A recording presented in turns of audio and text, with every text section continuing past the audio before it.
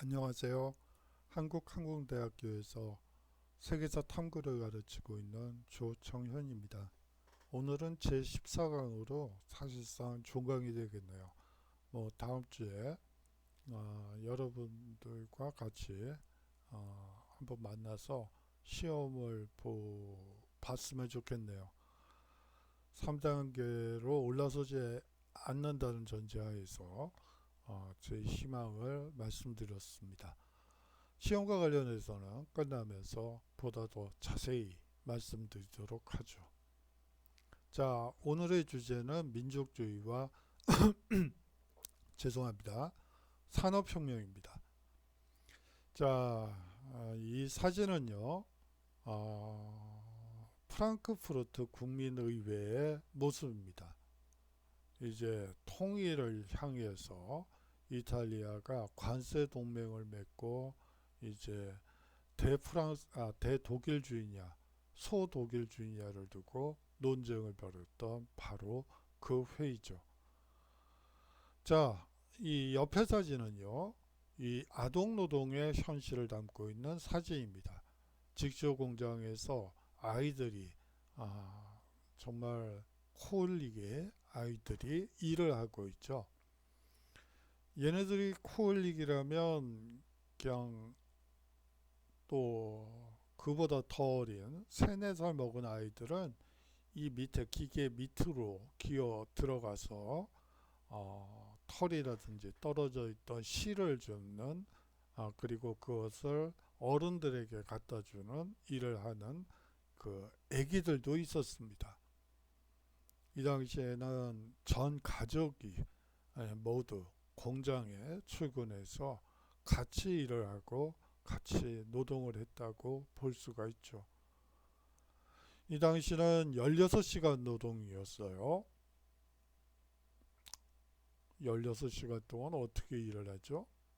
어휴, 여러분들 16시간 동안 한번 공부 한 365일 한번 해보실까요? 거의 고문이 될 것 같은데요. 그것도 주 5일제가 아니고 주 6일제로 한번 16시간 동안 죽어라고 한번 공부를 해보시는 건 어떨까요? 아, 정말 못해먹을 짓이겠죠? 이 아이들도 마찬가지가 아니었을까 하는 생각이 드네요. 그래요. 이 옆에 사진은요, 이 산업혁명의 꽃이라고 할 수 있는 동력혁명, 그 중에서도 증기기관차입니다. 이 사진을 보시면서 아마 설국열차를 생각하시는 분들도 있고요. 좀 나이가 든 학생, 그런 학생들은 없겠다. 그렇죠. 4, 50대 학생이 있을 리가 없죠. 오리엔트 특급이라는 또 영화가 있었어요.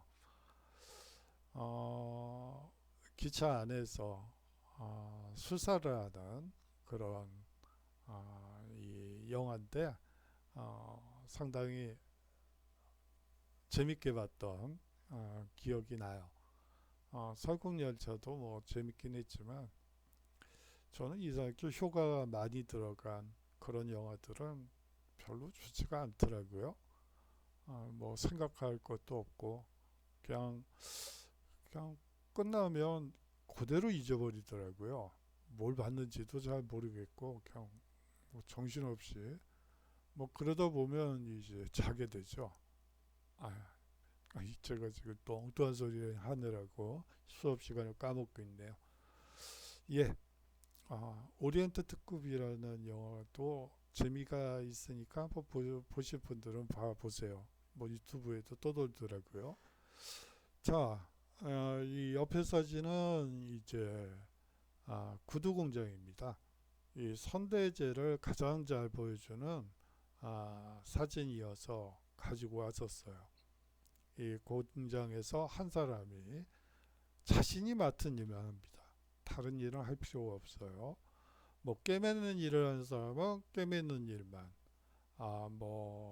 이 가위질을 하는 사람들은 가위질만, 이 끝날 때까지 16시간 동안 끊임없이 자기가 맡은 일만 열심히 하는 그러한 분업 체계가 나타나게 되죠. 그거를 한번 여러분들께 보여주려고 가지고 왔습니다. 자, 오늘의 강의를 살펴보도록 하죠. 이탈리아와 독일의 통일 과정을 살펴보도록 하겠습니다. 이탈리아와 독일이라는 표현이 있는데 이것은 1860년대 이후에나 쓰인 말이죠. 그 이전에는요, 그 이전 사람들은 난 로마 사람이야, 나는 베네치아 사람이야, 나는 제노바 사람이야, 나는 피사 사람이야 라고 얘기했지 본인들을 이탈리아 사람이라고 얘기하지 않았습니다. 그러한 상황은 독일도 마찬가지였습니다. 나는 작센 사람이야, 나는 프로이센 사람이야, 나는 미넨 사람이야 이렇게 얘기를 하지 나는 독일인이야, 제가 약을 잘못 먹었나 밥을 잘못 먹었나 이렇게 생각할 정도로 이 독일, 이탈리아라는 말은 생경한 표현이죠. 사실 개서서 중에 그 이전 시기에 이탈리아의 독일의 이런 표현들을 쓰는 개설서들이 많은데요.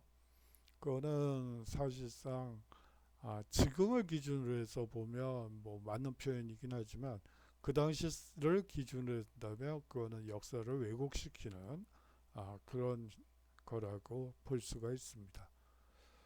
자, 그거는 바로 뒤에 이어질 내용이니까요. 조금 이따 살펴보도록 하고요. 다음으로 산업혁명, 동력혁명, 그리고 교통혁명까지 한 세트로 묶어서 수업을 진행하도록 하겠습니다. 산업혁명은 엄청난 빚이 있었죠.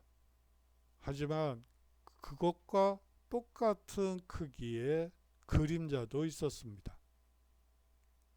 우리는 역사를 공부할 때 빛과 그림자를 둘 다 명확히 인식할 필요가 있고, 어떤 사람들은 빛만 너무 강조하고 어떤 사람들은 그림자만 너무 강조하는데요. 그럴 필요도 없어요. 빛과 그림자를 똑같이 놔두고 배울 점과 배우지 말고 이제 고쳐야 할 점을 스스로 생각해 보는 훈련이 역사라고 개인적으로 생각을 합니다. 그래서 빛과 그림자를 한번 살펴보고요. 다음으로 그 산업혁명의 그림자의 가장 어두운 측면을 강조하면서 이제 사회를 보다 더 평등하게 만들 수 있는 방안을 생각하게 되는 사회주의의 등장을 살펴보도록 하겠습니다. 그림자, 산업혁명의 그림자를 너무 강조하고 있다는 단점이 있긴 하지만 여하튼 사회주의가 등장하게 되는 이 맥락을 한번 살펴보도록 하고요. 이 사회주의를 전반적으로 러시아 혁명까지 다다루진 못하고 이 사회주의의 초기 모습만 살펴보도록 하겠습니다. 자, 가리발디의 모습입니다. 어떤 작가가 아마도 포토샵으로 현대적으로 좀 각색을 한 것 같다는 느낌이 들긴 했지만 그래도 여러분들께 좀 와닿을 것 같아서 한번 가지고 왔습니다. 자, 이탈리아 통일을 한번 보도록 하죠. 이 빈체젠 이후의 이탈리아 상황을 살펴보기 이전에 먼저 빈체제에 대해서 여러분들이 배우시지 않았을 테니까 중고등학교 때 좀 배우신 분들도 있을 것 같긴 한데요. 여하튼 이 빈체제를 한번 살펴보면 간단하게 말씀드리면 나폴레옹 전쟁 이후에 이 비엔나에서 오스트리아의 수도 비엔나에 이 전승국들이 모였어요. 그래서 영구적인 평화안을 얘기하기 시작했죠. 나폴레옹 전쟁이라는 그 그 전쟁을 경험했던 이 사람들이 모여서 그러면 전쟁이 없는 세상을 만들기 위해서는 어떤 체제로 가야지 되느냐를 논의하고 그 결과는 바로 프랑스 혁명 이전으로 돌아간다는 것. 다소 반역사적인 그러한 결정을 내리게 됩니다. 이렇게 되면서 사실상 승전국이었던 이 오스트리아는 이탈리아 동북부, 북동부 지역을 계속해서 간섭하고 있었고요. 아울러서 이탈리아는 크고 작은 9개 왕국과 공국 그리고 교황령으로 분열되어 있었습니다. 다음으로 청년 이탈리아당의 통일운동이 일어나게 되는데요. 어떻게 보면 감성적인 통일론을 제기하게 됩니다. 일단 통일을 하자. 그 다음이다. 모든 논의는 그 다음이고 일단 통일부터 하고 보자 라는 주장을 하면서 이 청년 이탈리아당이 구성되었던 것이죠. 이것은 프랑스 2월 혁명의 영향입니다. 2월 혁명을 얘기를 하려면 결국 또 7월 혁명을 얘기를 해야지 되겠군요. 이 빈 체제, 비엔나 체제가 성립된 이후에 프랑스에서는 왕정 복구가 이루어지게 됩니다. 사실상 또 다른 절대 왕정 시기가 도래한 것이죠. 혁명 그리고 자유를 경험했던 프랑스 사람들 입장에서 이 절대 왕정을 다시 받아들이기는 상당히 어려웠던 거죠. 한 10여 년 동안 체제가 유지되기는 하지만 이것은 프랑스 7월 혁명으로 무너지게 됩니다. 1830년이니까 한 15년 정도 유지가 된 거죠. 빈 체제가 1815년 그러니까 한 15년 정도 유지가 되다가 이 7월 혁명으로 바뀌게 됩니다. 이 7월 혁명은 사실상 오를레앙가가 주도가 돼서 이 오를레앙가가 이 프랑스 국민의 왕으로 즉위하게 되죠. 그러면서 입헌군주정 시대가 열리게 됩니다. 그런데 이 시대를 가장 잘 묘사한 어느 신문 사파가 있어요. 그 사파의 내용은 이제 소위 말하는 국회의원 선거가 열리는데 그거를 프랑스 주식회사의 주주총회가 30만 명의 주주총회가 열리고 있다라고 표현한 것인데요. 사실상 유권자의 수는 30만에 불과했습니다. 투표를 할 수 있는 사람이 30만 명이고요. 나머지 프랑스 국민들은 이 소위 말하는 선거권에서 완전히 배제되어 있죠. 그렇기 때문에 프랑스 주식회사라는 말이 나름대로 설득력을 갖는 이유 중에 하나고요. 이러한 체제가 계속될 수는 없었겠죠. 그것은 2월 혁명으로 한 10여 년 만에 다시 무너지게 됩니다. 자, 이제 2월 혁명은 사실은 자유주의, 민주주의 혁명이기도 하지만 거기에 한 가지 요소가 더 들어가요. 사회주의적인 요소가 들어가게 됩니다. 2월 혁명 임시정부에서 사실상 국민 작업장을 만들게 되고 그 당시에 실업자 수가 상당히 많았기 때문에 거기서 이 국가에서 실업자들을 이제 고용을 해서 국가 공무원 비슷하게 만들어 버리죠. 그렇게 해서 실업 문제를 해결하려고 했는데 결국 실패하고 말았지만요. 여하튼 그런 운동도 있어서 이것은 크게 자유주의, 국가주의 그리고 사회주의가 결합된 혁명이라고 보시면 됩니다. 그 중에서 이 청년 이탈리아 당이 받아들인 것은 민족주의와 자유주의가 되겠습니다. 이 마치니와 이 가리발디는 등 그쯤파는 이 민족 통일과 민주 개혁을 추구하는 운동을 전개했으나 실패하게 되죠. 이념 중심적인 그리고 감정 중심적인 감정에 치우친 통일 운동은 이 청년 이탈리아당의 통일 운동을 통해서 이렇게 해서는 통일이 이루어질 리가 마무하다는 이 움직임을 이 이탈리아 사람들이 가지게 되는 계기가 됩니다. 자, 청년 이탈리아당 회원에게 주는 이 마치니의 교시를 한번 보도록 하죠. 제가 두 개를 편집을 또 잘못했네요. 죄송합니다. 이거는 없는 걸로 치죠.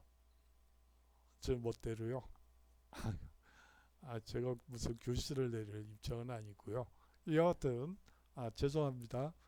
청년 이탈리아 당은 진보와 의무를 믿고 여기서도 믿는 거죠. 이성적으로 판단해서 어떤 결론을 도출하는 방식이 아니고 일단 믿는 거죠.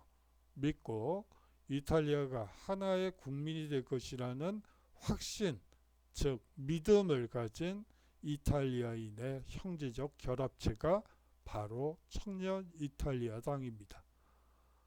그들은 이탈리아를 자유롭고 평등한 하나의 독립된 주권 국가로 재건한다는 위대한 목적, 믿음의 생각과 행동을 바치려고 려는 확고한 각오로 이 결합체에 참가한다.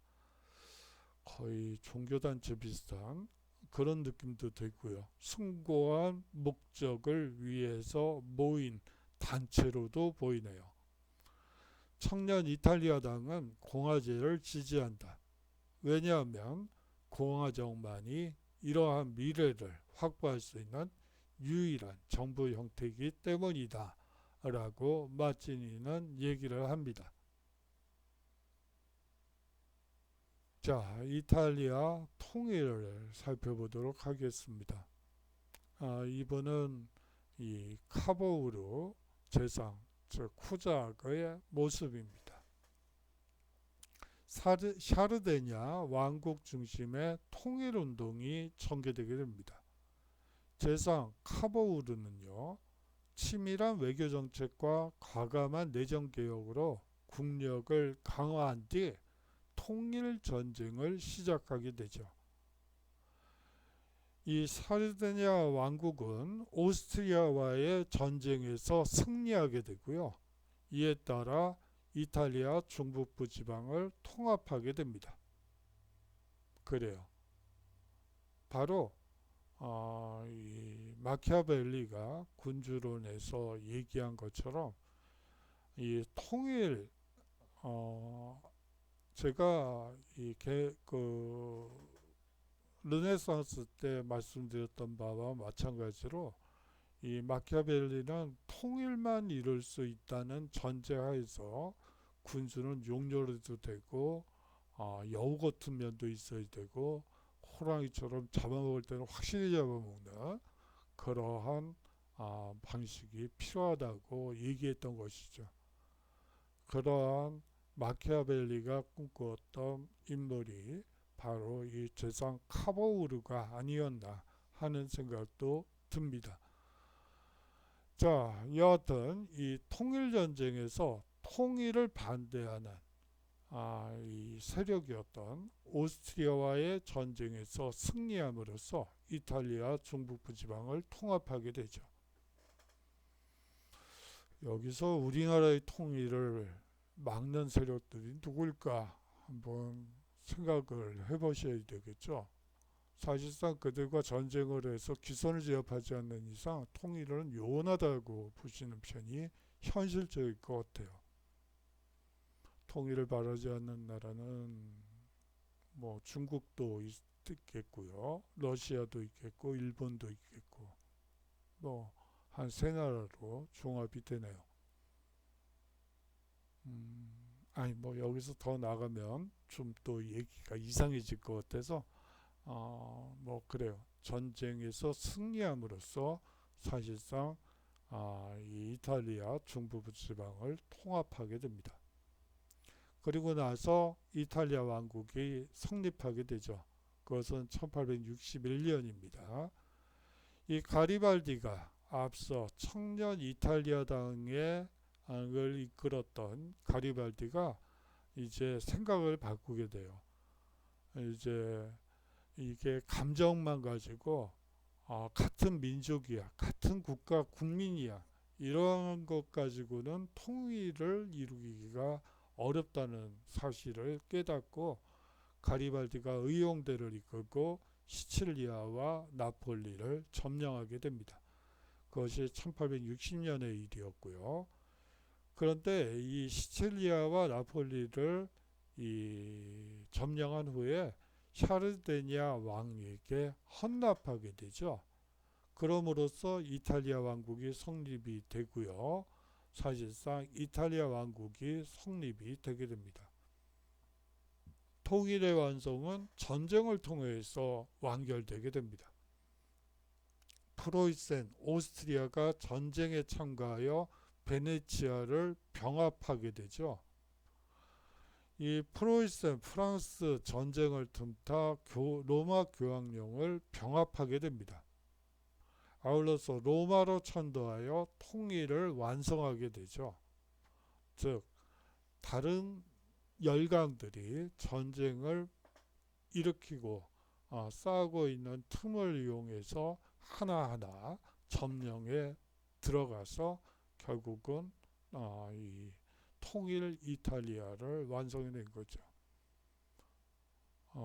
이 통일은 감정과 감성, 한 민족이야, 이것만 가지고는 안 되는 요소라는 것이 이 역사를 통해서 우리가 알 수 있는 대목인 것 같습니다. 이 독일 통일을 보도록 하겠습니다. 이 빈체제 하에 독일, 앞서 빈체제는 이제 프랑스 혁명 이전으로 체제를 돌리려는 국제회의 체제라고 말씀드린 바 있습니다.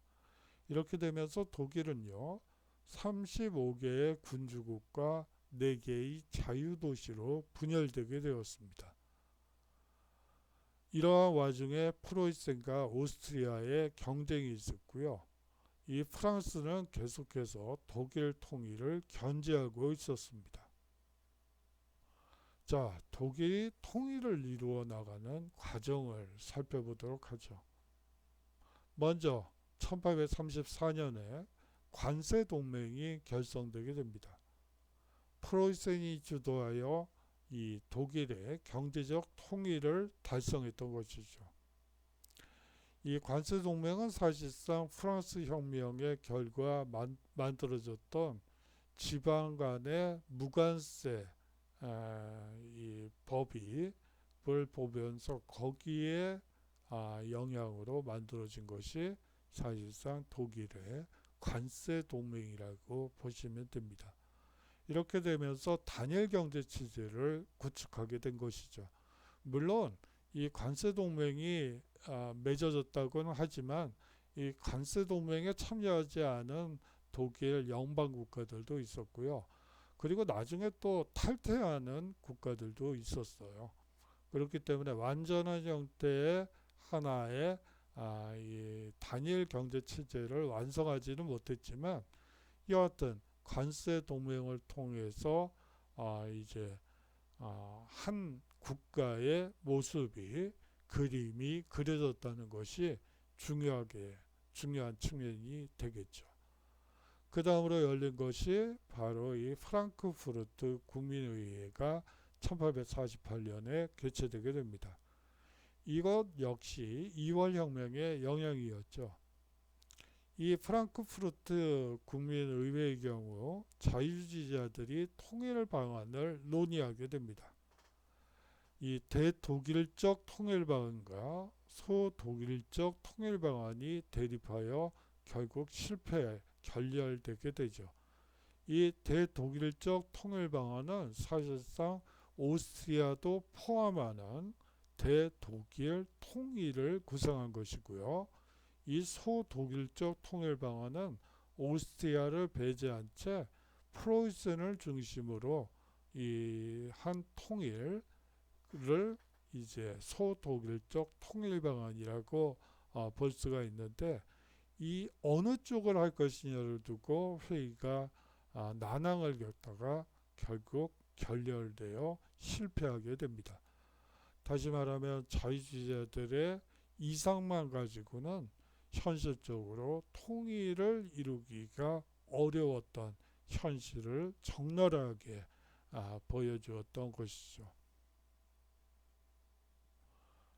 자, 이제 프로이센의 독일 통일을 보도록 하죠. 비스마르크의 철월 정책이 등장하게 됩니다. 군비를 확장하여 무력 통일을 추진하는 것이죠. 통일 전쟁은요, 프로이센과 오스트리아 전쟁이 1866년에 일어나서 이 와중에 북독일 연방이 결성되게 됩니다. 다음으로 프로이센 프랑스 전쟁이 우리가 보통 저희 때는 보불 전쟁이라고 했었는데요. 일어나고 이 파리를 점령해서 이 알자스 로렌을 병합하게 됩니다. 이렇게 됨으로써 이 독일 통일을 반대했던 프랑스를 완전히 제압해 버림으로써 이 독일은 통일을 이룰 수 있게 됩니다. 이제 1871년 독일 제국이 성립하게 되죠. 빌헬름 1세가 베르사유 궁에서 이 황제로 즉위하게 되죠. 통일 후 산업이 급속히 발전하여 19세기 후반 영국에 도전하는 강대국으로 성장하게 됩니다. 이분이 비스마르크 제상입니다. 이 비스마르크의 철월 정책을 한번 보도록 하죠. 생생하게 한번 들어보도록 하죠. 이 비스마르크는요, 이 토지 귀족 출신의 보수주의자로 프로이센 중심의 통일을 강력히 주장했습니다. 이렇게 말했죠. 통일은 훌륭한 연설이나 의회에서의 다수결로 결정되는 것이 아니라 감정이나 감정적이거나 혹은 프랑크푸르트 국민의회와 같은 의회의 다수결로 결정되는 것이 아니라 오직 철, 즉 무기와 피, 전쟁으로서만이 이룩된다 라고 선언했습니다. 군제개혁을 단행하고요, 오스트리아, 프랑스와의 전쟁을 추진하는 이 철과 철월 정책을 핌으로써 통일을 완수한 제상이라고 볼 수가 있죠. 자, 그의 말을 들어보도록 하죠. 비록 군비가 우리의 빈약한 몸에 비해서 너무나 크다고 할지라도 그것이 우리에게 유익하다면 우리는 그것을 몸에 지니는 정열을 지녀야 할 것이며, 또한 감히 그와 같이 하기를 바라는 것입니다. 독일이 착안해야 할 것은 프로이센의 자유주의가 아니라 군비인 것입니다. 언론이나 다수결로 현재의 커다란 문제가 해결되지 않습니다. 오로지 철과 피에 의해서만 해결되는 것이죠. 라고 비스마르크는 얘기했습니다.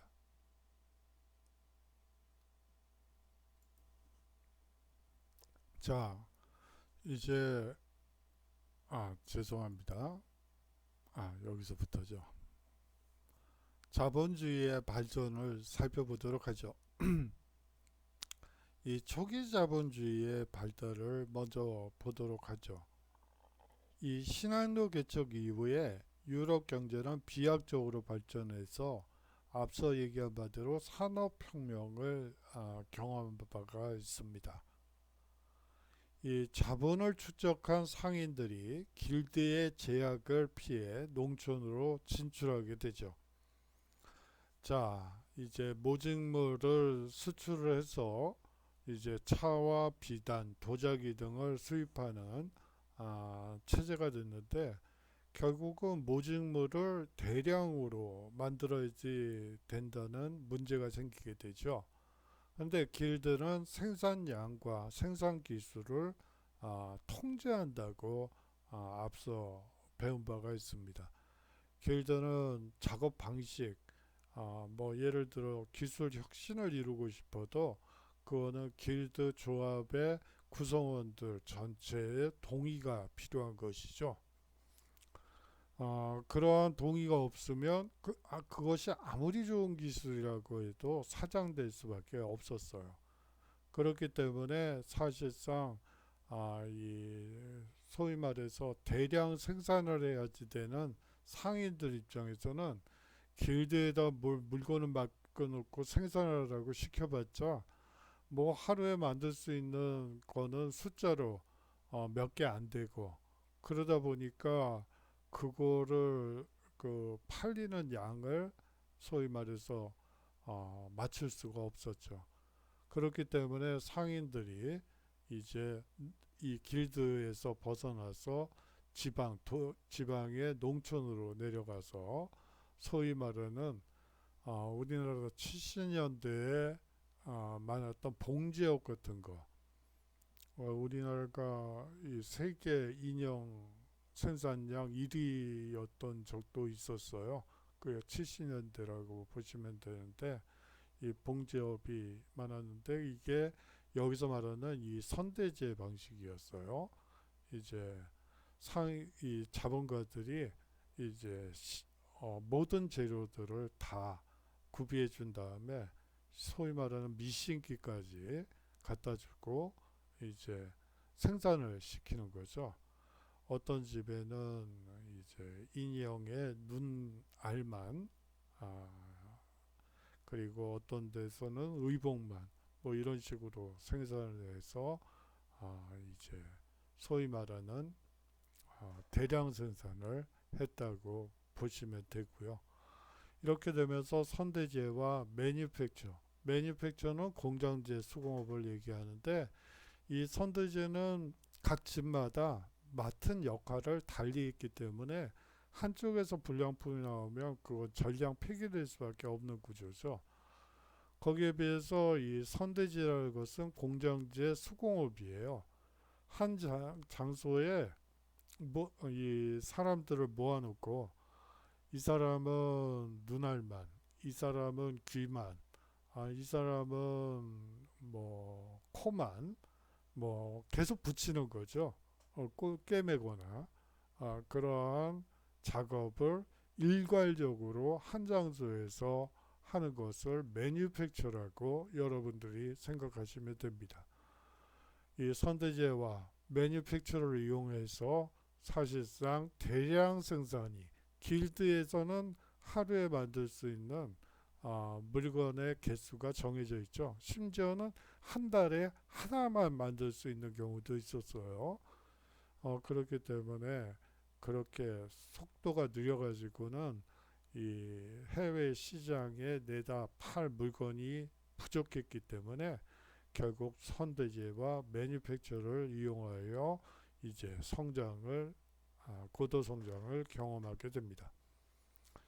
예, 생산 방식이 변화됩니다. 선대제는요, 상인이 수공업자라는 표현도 이건 부적절한 표현이에요. 사실은 각 가정에 원료와 필요한 시설을 공급하여 상품을 생산하는 제도를 말합니다. 상인이 수공업자를 지배하게 되고요. 일터가 여러 곳에 분산된다는 특징을 가지고 있어요. 일괄 생산이 아니고 한쪽에서는 뭐 인형의 눈만, 한쪽에서는 또 한 가정에서는 눈만, 한 가정에서는 눈썹만, 한 가정에서는 입만, 뭐 이렇게 생산한다고 보시면 되고요. 자, 거기에 비해서 매니팩처는요, 공장제 수공업입니다. 한 장소에 노동자를 모아놓고 상품을 일괄 생산하는 형태죠. 분업과 협업을 통한 생산이라고 볼 수 있고요. 하지만 이 역시 수공업 단계라는 것이 중요합니다. 이 모든 것이 수작업, 손작업으로 이루어지는 것들입니다. 그러다가 18세기 후반이 되면 공장제 기계공업이 등장하게 되죠. 특히 이 18세기 후반이 되면요, 기계의 발명으로 이러한 공장제 기계공업은 더더욱 많이 확대되게 됩니다. 그렇게 되면서 산업사회가 형성되게 되죠. 이 산업사회라는 것은 기본적으로 공장제 기계공업의 확대에 기반해서 만들어진 사회 형태라고 볼 수가 있습니다. 이러한 공장제 기계공업은 획기적인 생산력의 증대를 경험하게 되고요. 이 자본주의가 발전하게 되는 계기가 됩니다.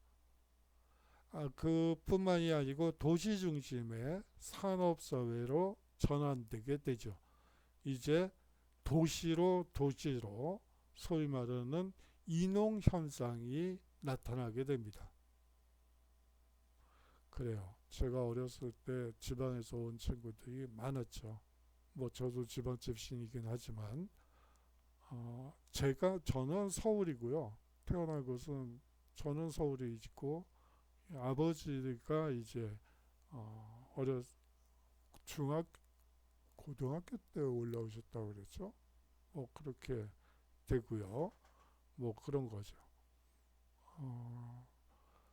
이제 뭐 가난하셔가지고 저희 부분 아버지 같은 경우에 가난해가지고 이제 고등학교를 갈 수 없는 형편이어서 국립 어느 고등학교를 다니게 되고 뭐 그렇게 해서 대학도 졸업하고 뭐 그렇게 되죠. 뭐 여하튼 이 도시 중심의 산업사회로 전환되게 됩니다. 자, 영국의 산업혁명을 이제 보도록 하죠. 18세기 후반 기계의 발명과 기술 혁신을 통해서 이루어진 것이 바로 산업혁명이라고 볼 수가 있습니다. 이 산업혁명은요, 무엇보다도 수공업적 생산체계에서 이제 공장제 기계공업으로 전환되는 시점이라고 볼 수가 있겠죠. 이 공장제 기계공업으로 인해서 비약적인 생산력의 발전이 가져온 사회 경제 체제의 대변혁도 아울러 산업혁명이라고 얘기합니다. 즉 산업혁명이라는 것은 기계의 발명과 기술 혁신을 말하기도 하고요. 공장제 기계공업으로의 전환을 얘기하기도 하고 그것이 가져온 비약적인 생산력 발전이 따른 사회 경제 체제의 대번역을 얘기하기도 합니다.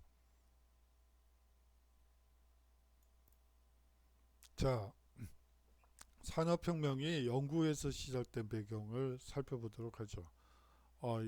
오늘 뭐 요번 주 한 2주간 되게 건조하네요. 예. 그래서 좀 물을 마시느라고 자주 끊게 되네요. 죄송합니다. 이 산업혁명이 영국에서 시작된 배경을 살펴보도록 하겠습니다. 이 영국은 모직물 공업이 발달함에 따라서 상당한 자본이 축적되어 있었고요.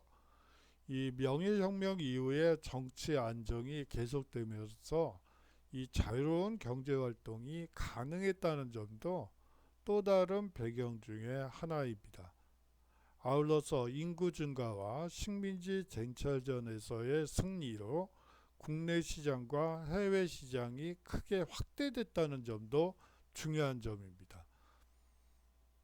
이 7년 전쟁의 승리로 인해서 캐나다, 그리고 북미, 이 미국 쪽, 그리고 프렌치 인디언 워를 통해서 사실상 영국 식민지가 안착이 되고요.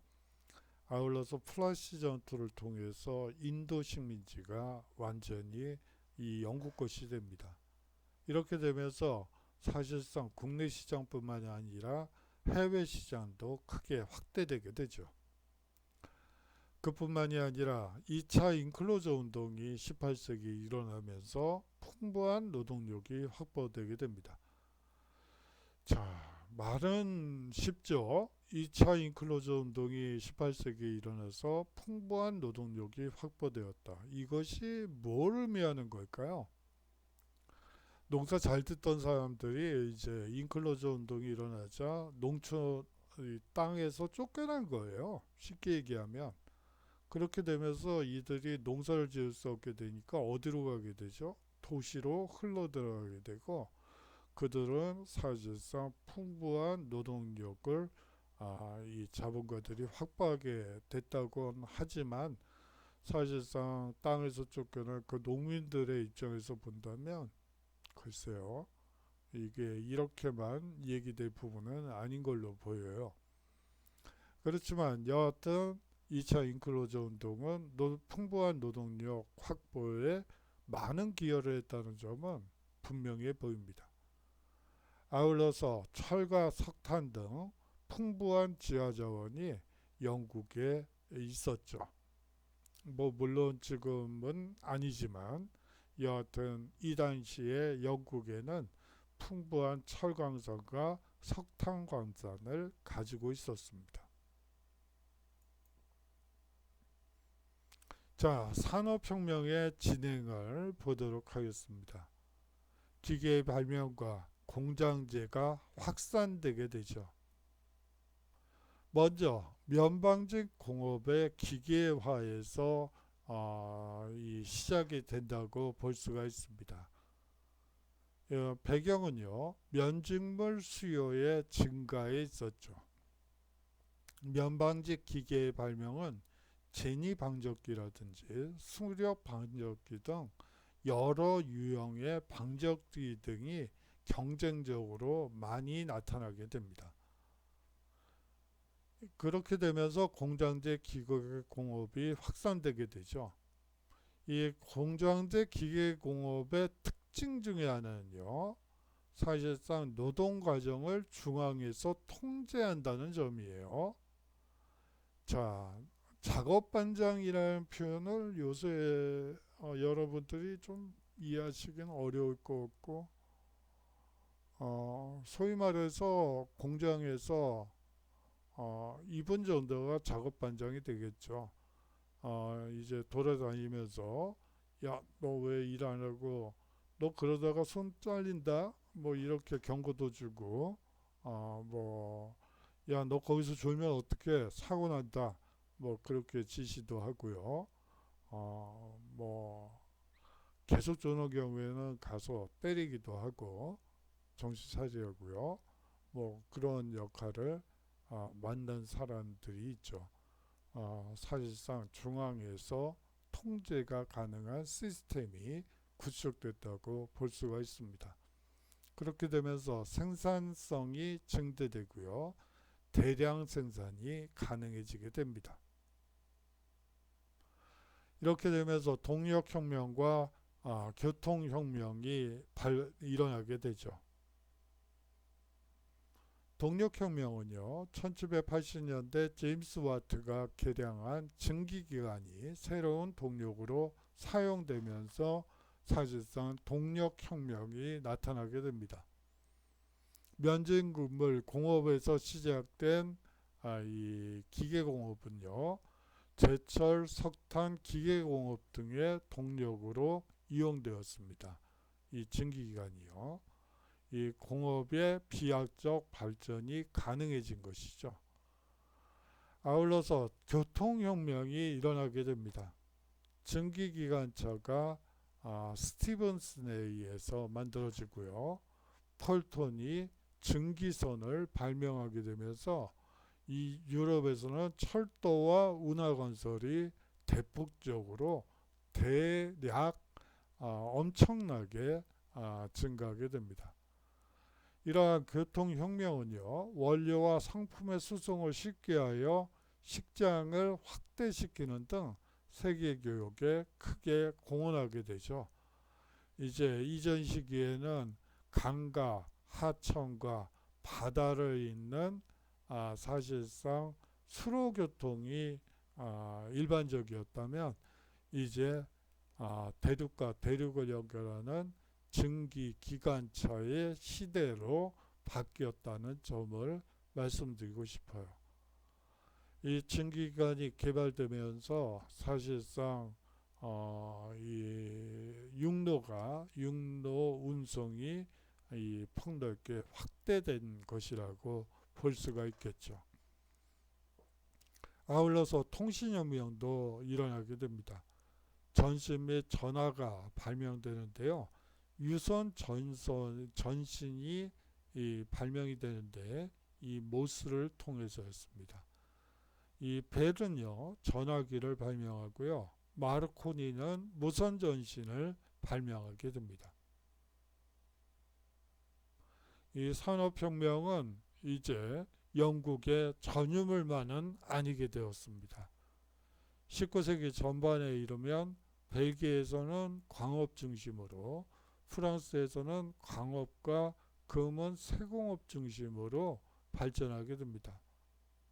19세기 후반이 되면요, 미국은 남북전쟁 이후 산업화에 성공하게 되죠.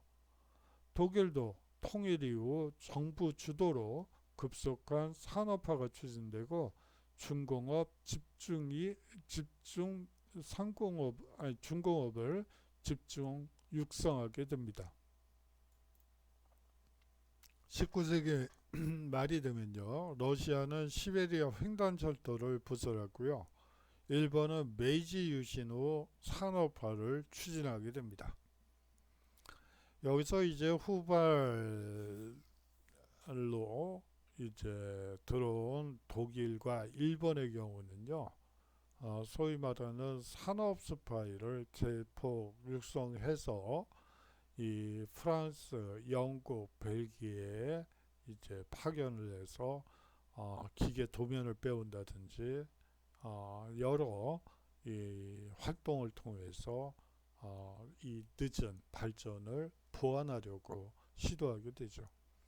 그거는 우리나라는 좀 산업화가 완전히 때 늦은 20세기 후반에 있었기 때문에 돈 주고 기술을 사왔죠. 물론 알려지지 않은 기술 도용은 있었겠지만 그렇고요. 항상 산업화가 늦은 나라들은 산업화된 나라들의 기술을 도용해서 빠른 시간 내에 그 갭을 줄이기 위해서 최선을 다하죠. 그걸 또 최선을 다한다고 표현하기는 좀 그렇긴 하지만 여하튼 수단과 방법을 동원하지 않고 수단과 방법을 총동원해서 늦은 발전을 보완하려고 시도하는 특징을 가진다는 점도 중요합니다. 이 산업화 초기가 되면 음식 가지고 장난치는 사람들도 많죠.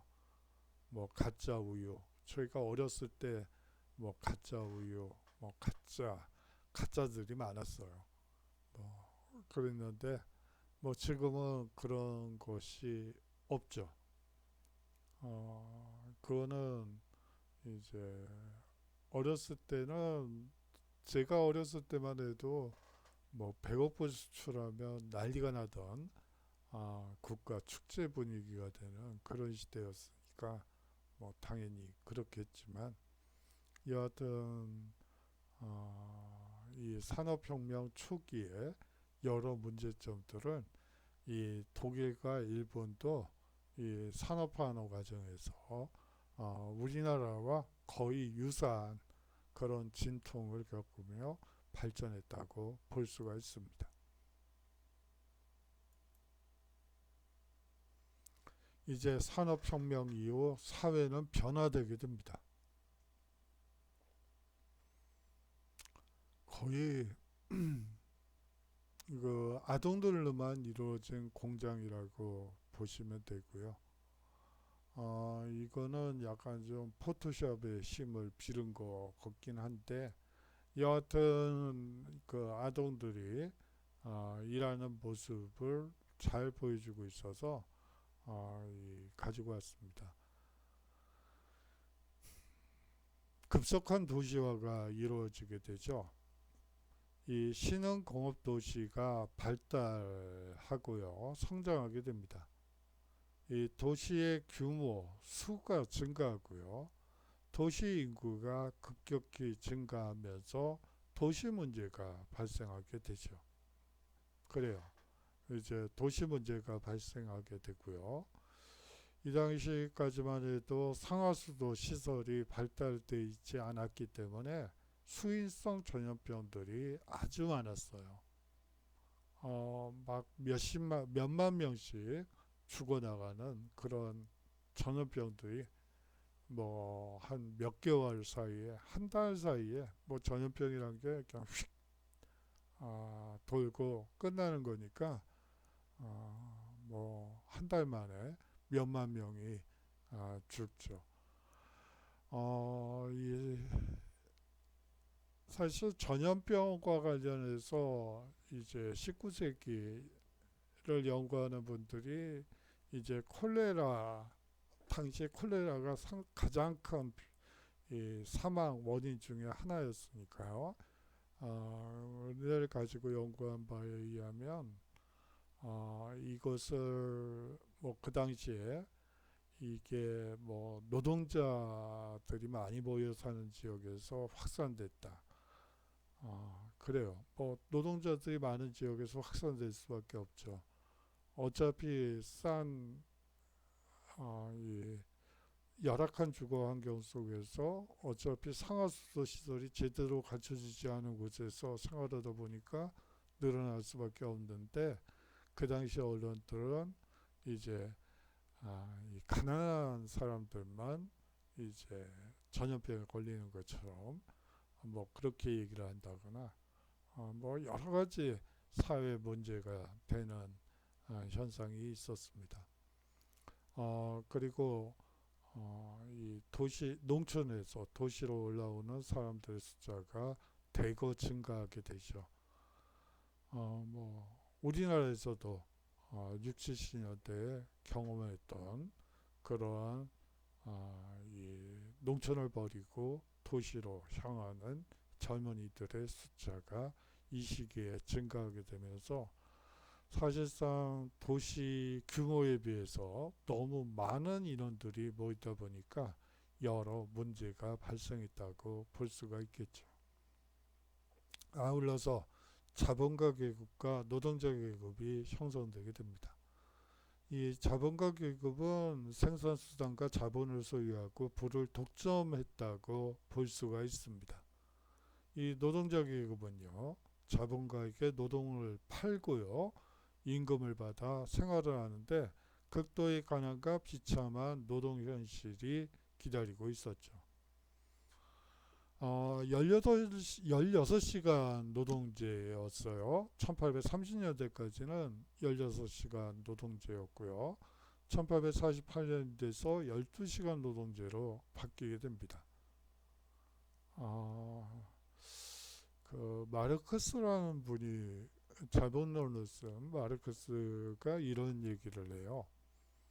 그 사람도 좀 감정적인 면이 많은 것 같아요. 그 자본론의 대부분은 너무 논리적이어서 저 어떤 사람들이 책을 읽다 보면 숨이 막혀서 결국은 끝까지 읽지를 못하게, 걸렸네요.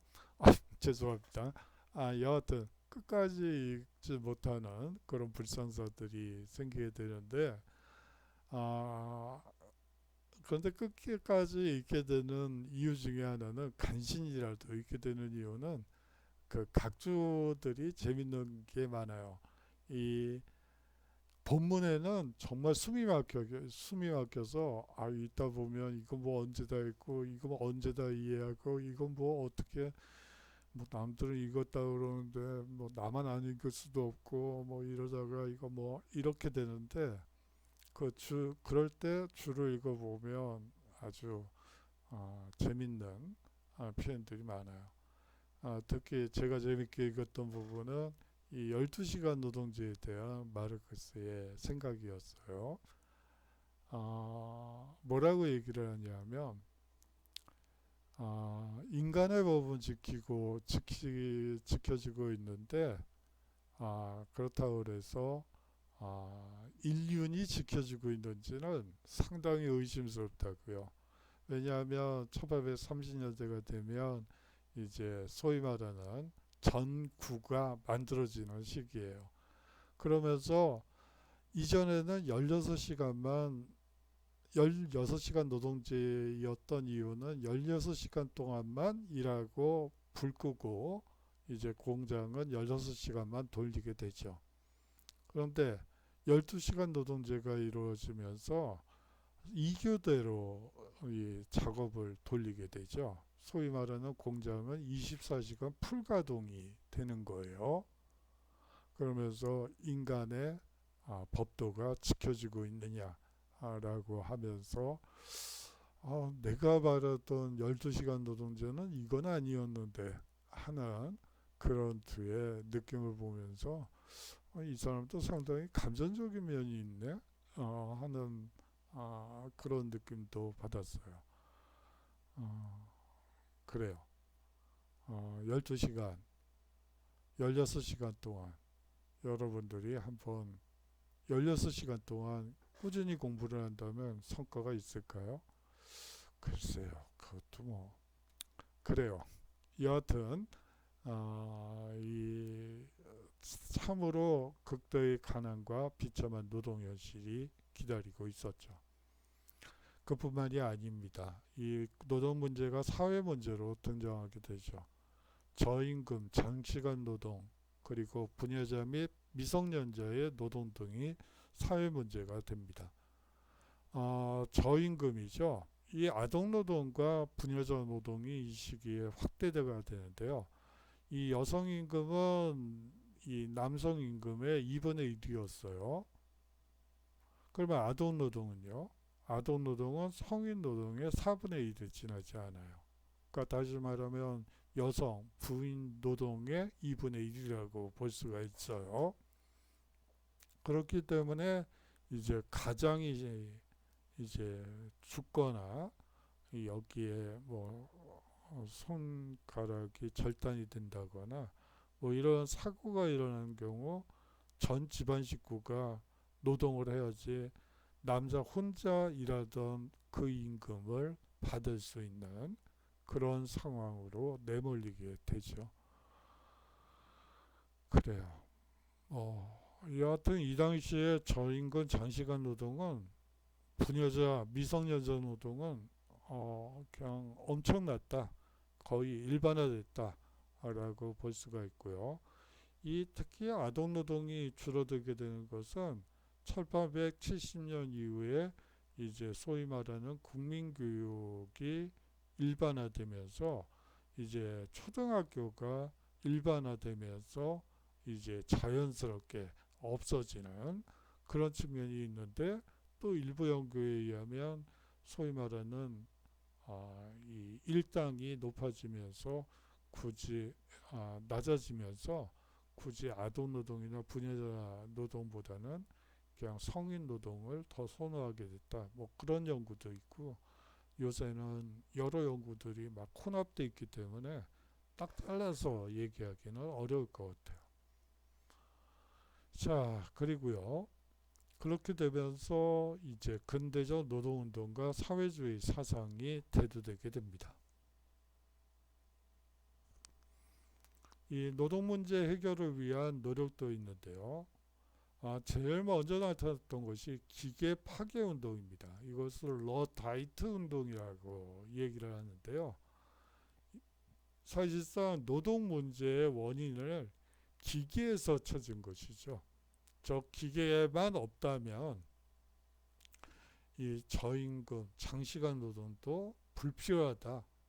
기계만 없어진다면, 뭐 이렇게 단순 논법으로 생각했던 사람들이 바로 기계 파괴 운동, 러다이트 운동을 벌이게 됩니다. 하지만 이것이 이 기계만의 문제는 아니다. 이것이 정치 문제와 직결되어 있다라고 생각한 운동이 이 차티스트 운동이라고 보실 수 있습니다. 노동자들이 주권, 즉 삼정권 등 정치적 권리를 주장하게 되죠. 이 당시에는 사실상 재산세를 내는 정도에 따라서 사실상 참정권이 정해져 있었죠. 우리가 보통 금권 정치라고 얘기하는데요. 재산의 유무에 따라서 참정권이 있고 없고가 결정되는 그런 시대였습니다. 이거는 또 어디까지나 남자들만의 얘기예요. 뭐 어차피 여자들은 배제되어 있는 상태에서 남자들 간에 이제 이 재산이 어느 정도 있느냐를 기준으로 참정권이 있느냐 없느냐가 결정된 것이니까요. 그렇게 되면서 이제 적극적인 정치 투쟁으로 나섰다가 이게 무슨 그 정당도 아니고 그러다 보니까 이제 노동조합 운동으로 바뀌게 됩니다. 임금 인상과 노동조건 개선을 요구하는 노동조합 운동이 이제 나타나게 되죠. 사회주의 사상의 등장을 보도록 하겠습니다. 이 사회주의는요, 산업혁명으로 자본주의가 확립되면서 갈수록 커지는 빈부격차와 노동 현실 때문에 나타났다고 보시면 됩니다. 공장이나 토지와 같은 생산수단을 사회가 공동으로 소유하고 생산함으로써 빈부의 차이를 없애고 모두가 잘 살 수 있다고 주장했죠. 이러한 사회주의는 크게 두 종류가 있습니다. 초기 사회주의와 자칭 과학적 사회주의라고 불리는 두 가지가 있는데요. 이 초기 사회주의는 오원, 생시몽, 프리에 등에서 나타나는 인류애에 호소하는 그리고 어떻게 보면 현대적인 의미에서는 솔리다리테에 호소하는 그러한 운동이라고 볼 수가 있습니다. 19세기 초에 경쟁 대신 협동을 내세우며 빈부격차가 없는 이상적인 공동체를 건설하자고 주장을 하죠. 이것을 공상적 사회주의라고 마르크스와 엥겔스가 비판했던 것이죠. 이 오원이라는 사람은 실제로 이 미국에 가서 자신이 생각하던 이상적인 공동체 사회를 실제로 만들어요. 그리고 그것을 퍼뜨리려는 그런 운동을 하지만 뭐 좌절되게 되죠. 뭐 생시몽 프리에는 이 생시몽은 후작 출신으로서 이 귀족이에요. 귀족 집안이죠. 그렇긴 한데 이 사람 자체는 인류에 호소함으로써 사회가 협동과 협력으로 완전한 이상적인 이 국가를 만들 수 있다고 생각을 해요. 이 프리에는 인류애를 강조하고요. 뭐 이거를 가지고 시험 문제는 안 낼 거예요. 근데 여하튼 이 오원, 생시몽, 프리에는 사실상 이상적인 공동체를 건설해서 이 경쟁 대신 협동을 강조하는 그러한 이상적인 공동체 건설을 목표로 했다라고 여러분들이 이해하시면 되고요. 이 마르크스와 엥겔스는 과학적 사회주의를 얘기를 합니다. 이것의 반대말이 뭐죠? 결국은 공상적 사회주의죠. 이거는 말이 안 되는 소리다. 그러면 말이 되려면 어떻게 해야지 된다는 얘기죠? 이 마르크스와 엥겔스가 봤을 때는 19세기 후반 자본주의의 운동법칙을 과학적으로 분석하고 자본가와 노동자의 계급 투쟁을 통해 평등한 공산주의 사회가 도래한다고 주장했습니다.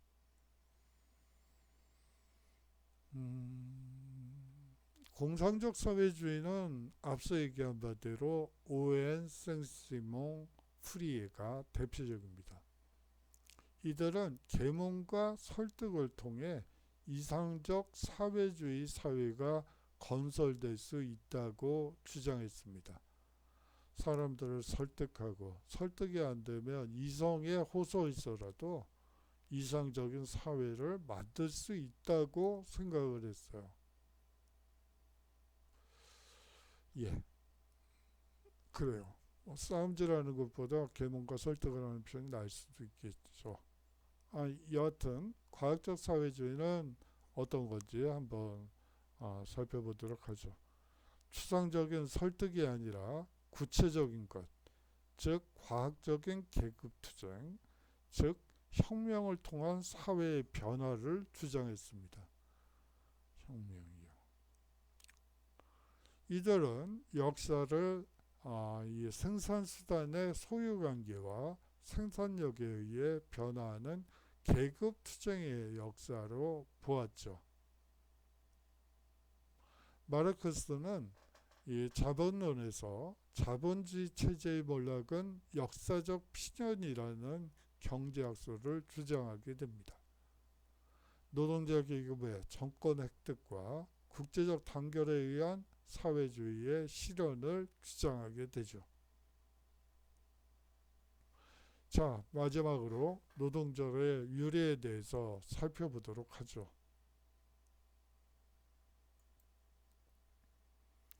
이 1886년 5월 1일에 이 시카고를 중심으로 미국의 각 도시에서 8시간 노동을 요구하는 파업 시위가 일제히 일어나게 됩니다.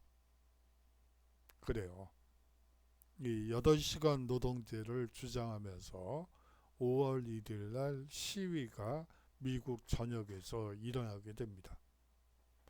시위가 고조되는 과정에서 경찰의 발포로 노동자가 사망하게 되자 항의 집회가 헤이마켓 광장에서 개최되게 됩니다. 집회가 해산되기 직전 누군가가 폭탄을 던졌고 이로 인해 경찰과 시위군 중이 심하게 충돌하여 쌍방 간에 사상자가 생기는 대사건이 발생하게 되죠. 시위 노동자 8명이 폭탄 테러의 주범으로 지목되어 긴급 체포되었고요. 재판 결과 5명은 사형, 3명은 금고형을 선고받게 됩니다. 그러나 이 헤이마켓 사건은 노동운동 탄압을 위해 날조한 사건으로 나중에 드러나게 되죠. 1889년 7월 14일 프랑스 혁명 100주년을 기념하여 파리에서 열린 제2 인터내셔널 창립대회에서 이 미국 노동자의 8시간 노동을 위한 상황을 보고받고 1890년 5월 1일을 노동자 단결의 날로 정하여 8시간 노동 쟁취를 위해 세계적인 시위를 결의하게 됩니다. 그것이 바로 이 1890년 5월 1일 이 날이 사실상 노동절이 나타나게 된 날이죠. 그래요. 8시간 노동제, 12시간 노동제, 16시간 노동제. 지금은 몇 시간 노동제죠? 주 40시간. 그래요. 주 40시간이었던가? 그거는 잘 모르겠네요. 제가 집에서 강의만 하다 보니까 잘 모르겠네요. 요 근래에는 뉴스를 뭐 여하튼 그렇습니다. 그래요. 오늘의 핵심을 살펴보도록 하죠. 이탈리아와 독일의 통일 과정을 이해하고 설명할 수 있으면 좋겠습니다. 뭐 오늘은 14주차고 14강이기 때문에 뭐 사실상 주차 과제는 없는 거고요. 여러분들이 한번 머릿속으로 한번 이탈리아 통일은 그런 거였고 독일 통일도 그런 거였고 이탈리아는 그러니까 마키아벨리부터 그렇게 주장을 했었는데 감정적인 통일운동이 있었다가 그게 실패하자 결국 이 현실 정치로 통일을 이루었구나. 뭐 그렇게 이해할 수 있겠죠. 자, 두 번째 테마는요. 두 나라의 통일 과정을 묵도하면서 한번 천천히 되짚어 보면서 대한민국의 통일 정책에 대해 설명할 수 있었으면 좋겠습니다. 너무 거창한가요? 그래요. 우리의 소원은 통일. 뭐 소원이 통일일 수는 있겠지만 그것 때문에 모든 것이 거기로만 향해서는 또 곤란하겠죠. 보는 우리 주위엔 두 눈 시퍼렇게 뜨고 지켜보고 있는 중국, 러시아, 일본이 항상 우리에게 군침을 흘리면서 예, 뭐 그래요. 그렇다는 거죠. 자, 산업혁명의 빛과 그림자에 대해 이해하고 설명할 수 있었으면 좋겠습니다. 뭐 여러분들이 한번 이 주제와 관련된 영화들도 많고요. 뭐 책들도 많이 있어요. 여러분들이 반 동안에 그것만 읽어도 뭐 그거 읽을 시간은 없겠군요. 여러분들 목표로 하는 것을 이루려는 뭐 그런 거니까 그래요. 자,